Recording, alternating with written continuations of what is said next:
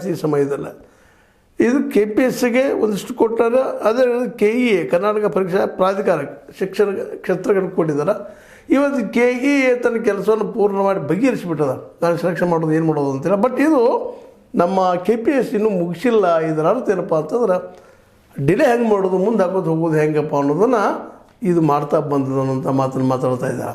ಅವ್ರು ಹೇಳೋದ್ರಲ್ಲಿ ಭಾಳ ಸತ್ಯದ ರೀ.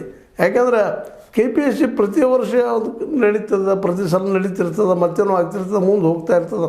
ಅದು ಮುಗಿದಾಗ ಕರೆ ಇವತ್ತು FDA ಇರಲಿ, FDA ಜೊತೆಗೆ SDA ಇರಲಿ, PDO ಇರಲಿ, ಮತ್ತು ಯಾವುದು ಡಿಪಾರ್ಟ್ಮೆಂಟ್ದ ಎಕ್ಸಾಮ್ಗಳಿರಲಿ, ಅದು ಒಂದು ವರ್ಷದಲ್ಲಿ ಅಥವಾ ಹೇಳಿದ ಟೈಮಿಗೆ ಪ್ರಿಸ್ಕ್ರೈಬ್ ಟೈಮ್ ಇತ್ತು, ಆ ಟೈಮ್ ಮುಗಿಸಿದ ಉದಾಹರಣೆ ಭಾಳ ಕಡಿಮೆ. ಜೊತೆಗೆ ಒಳಗೆ ಭ್ರಷ್ಟಾಚಾರದ ಸಹ ಇದ್ರ ಮೇಲೆ ಆರೋಪಗಳು ಸಾಕಷ್ಟಿದ್ದಾವೆ. ಹಿಂದಿನ ಈ KPSC ಅಧಿಕಾರಿಗಳ ಮೇಲೆ, ಅದರಲ್ಲೂ ಮುಖ್ಯವಾಗಿ ಹಿಂದಿನ ಸದಸ್ಯರ ಮೇಲೆ, ಅಧ್ಯಕ್ಷರ ಮೇಲೆ ಆರೋಪಗಳು ಮೇಲೆ ಕೇಳೇ ಬರ್ತಿರ್ತಾವೆ.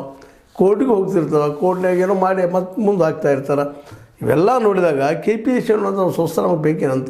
ಯಾಕಂದರೆ ಇವತ್ತು UPSC ಬದಲು ನಾವು ಇಷ್ಟು ಟೀಕೆ ಮಾಡೋದಿಲ್ಲ ಅದನ್ನು.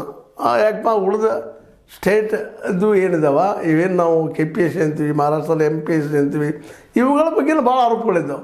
ಯಾಕಂದ್ರೆ ಇವುಗಳಲ್ಲಿ ವಿಶೇಷವಾಗಿ ರಾಜಕಾರಣಿಗಳು ಹಸ್ತಕ್ಷೇಪ ಮಾಡ್ತಾರೆ ಅನ್ನೋದು ಒಂದು ದೊಡ್ಡ ಆರೋಪ ಅದ.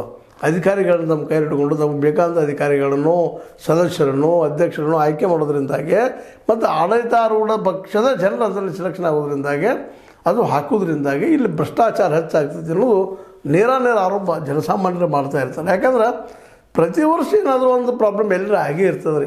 ಇಲ್ಲಪ್ಪ ಕರೆಕ್ಟ್ ಆಗ್ಯದಪ್ಪ ಈ ಸಲ ಮುಗೀತು ಅನ್ನುವಂಥದ್ದು ಏನಿಲ್ಲ.